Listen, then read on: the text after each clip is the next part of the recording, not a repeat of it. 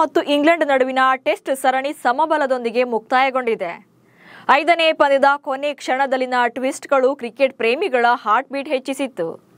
ಅಂತಿಮವಾಗಿ ಕೈಜಾರ್ತಾ ಇದ್ದ ಪಂದ್ಯವನ್ನ team India ಆಟಗಾರರು ವಶಪಡಿಸಿಕೊಳ್ಳುವಲ್ಲಿ ಯಶಸ್ವಿಯಾಗಿದ್ರು.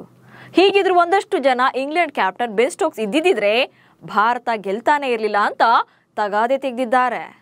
ಅವರ ಈ ವಾದಕ್ಕೆ ಕಾರಣ ಏನು ಅನ್ನೋದನ್ನ ಈ ವಿಡಿಯೋದಲ್ಲಿ ಹೇಳ್ತೇನೆ. ನಾನು ಶಾಂತ, ನೀವು ಸುದ್ದಿಯಾನದ ಸಬ್ಸ್ಕ್ರೈಬರ್ ಆಗೋದಕ್ಕೆ ಮರಿಬೇಡಿ.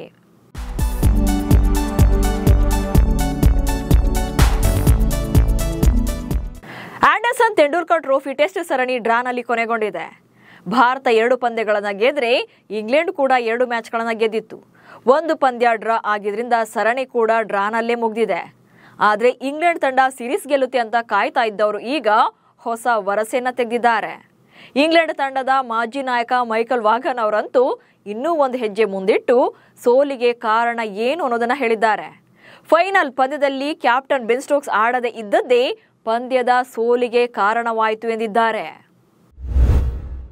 ಇಬ್ಬರ ಸೆಂಚುರಿ ಹೊರತಾಗಿಯೂ ಸೋತ ಇಂಗ್ಲೆಂಡ್. 2ನೇ ಇನ್ನಿಂಗ್ಸ್ನಲ್ಲಿ ಟೀಂ ಇಂಡಿಯಾ ನೀಡಿದಂತ 374 ರನ್ಗಳ ದಾಖಲೆ ಗುರಿ ಬೆನ್ನಟ್ಟಿದಂತ ಇಂಗ್ಲೆಂಡ್ ಪರ ಜೋ ರೂಟ್ ಮತ್ತು ಹ್ಯಾರಿ ಬ್ರೂಕ್ ಅದ್ಭುತ ಬ್ಯಾಟಿಂಗ್ ಪ್ರದರ್ಶನ ನೀಡಿದ್ರು. ಇಬ್ಬರೂ ಕೂಡ ಶತಕ ವೀರರಾಗಿ ಮೆರೆದಾಡಿದ್ರು. 301 ರನ್ಗಳಿಗೆ 3 ವಿಕೆಟ್ ಅಷ್ಟೇ ಕಳ್ಕೊಂಡಿತ್ತು ಇಂಗ್ಲೆಂಡ್ ತಂಡ.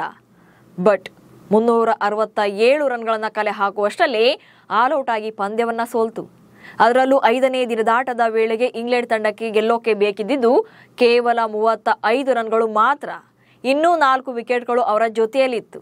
ಆದರೆ ಸಿರಾಜ್ ಮತ್ತು ಪ್ರಸಿದ್ಧ ಕೃಷ್ಣ ಕೊಟ್ಟಂತ ಸ್ಟ್ರೋಕ್ಗೆ ಗೆಲುವಿಗೆ 7 ರನ್ಸ್ ಬೇಕಿದ್ದಾಗ ಸೋಲೊಪ್ಪಿಕೊಳ್ತು. ತೀರಾ ಕ್ಲೋಸ್ಗೆ ಬಂದು ಸೋತಿದ್ದಕ್ಕೆ ಮಾಜಿ ಕ್ಯಾಪ್ಟನ್ ವಾಗನ್ ಬೆನ್ ಸ್ಟೋಕ್ಸ್ ತಂಡದಲ್ಲಿ ಇಲ್ಲದೆ ಇದ್ದದ್ದೇ ಕಾರಣ ಎಂದಿದ್ದಾರೆ. ಬಹುಶಃ ಸ್ಟೋಕ್ಸ್ ತಂಡದಲ್ಲಿ ಇದ್ದಿದ್ರೆ ಎನರ್ಜಿ ಪವರ್ ಜಾಸ್ತಿನೇ ಇರ್ತಾ ಇತ್ತು. ತಂಡದ ಇತರೆ ಆಟಗಾರರ ಮೈಂಡ್ ಸೆಟ್ ಕೂಡ ಚೆನ್ನಾಗಿರ್ತಿತ್ತು. ಹೀಗಾಗಿ ನಿರ್ಣಾಯಕ ಪಂದ್ಯದಲ್ಲಿ ಬೆನ್ ಸ್ಟೋಕ್ಸ್ ಇಲ್ಲದೆ ಇದ್ದಿದ್ದೇ ಸೋಲಿಗೆ ಕಾರಣ ಆಯಿತು. ಅವರೇನಾದ್ರೂ ಇದ್ದಿದ್ರೆ ಗೆಲುವು ನಮಗೆ ಫಿಕ್ಸ್ ಆಗಿರ್ತಿತ್ತು. ಸ್ಟೋಕ್ಸ್ ಇಲ್ಲದ ಪರಿಣಾಮ ಉಳಿದ ಆಟಗಾರರ ಮನಸ್ಥಿತಿ ಕೂಡ ತುಂಬಾ ವೀಕ್ ಆಗಿತ್ತು ಎಂದಿದ್ದಾರೆ. ಸರಣಿಯಲ್ಲಿ ಅದ್ಭುತ ಪ್ರದರ್ಶನ ನೀಡಿದ್ದ ಸ್ಟೋಕ್ಸ್.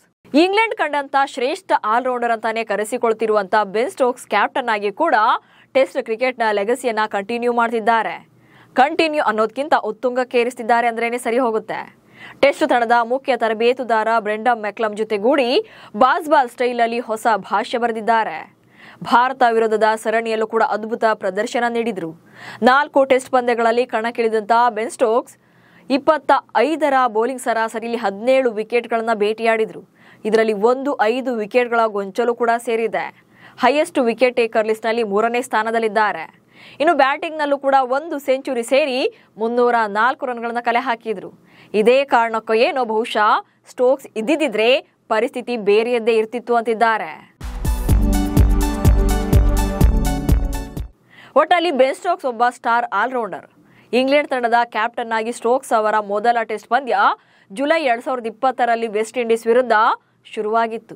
ಆ ಬಳಿಕ 2022ರಲ್ಲಿ ಮಾಜಿ ನಾಯಕ ಜೋ ರೂಟ್ ಈ ಹುದ್ದೆಯಿಂದ ಕೆಳಗಿಳಿದ ಬಳಿಕ ಖಾಯಂ ಕ್ಯಾಪ್ಟನ್ ಆಗಿ ನೇಮಕ ಮಾಡಲಾಗಿತ್ತು.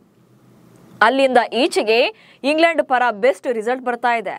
ನಿಮಗೂ ಕೂಡ ಬೆನ್ ಸ್ಟೋಕ್ಸ್ ಇಲ್ಲದೆ ಇದ್ದಿದ್ದೇ ಭಾರತಕ್ಕೆ ಪ್ಲಸ್ ಆಯಿತು ಅಥವಾ ಸ್ಟೋಕ್ಸ್ ಇಲ್ಲದೆ ಇದ್ದಿದ್ದಕ್ಕೆ ಭಾರತ ಗೆಲ್ತಾ ಅನಿಸಿದ್ರೆ ಈ ಬಗ್ಗೆ ಕಮೆಂಟ್ಸ್ ಮೂಲಕ ತಿಳಿಸಿ. ಹಾಗೆ ಸುದ್ದಿಯನ್ನು ಫಾಲೋ ಮಾಡಿ. ನಮಸ್ಕಾರ.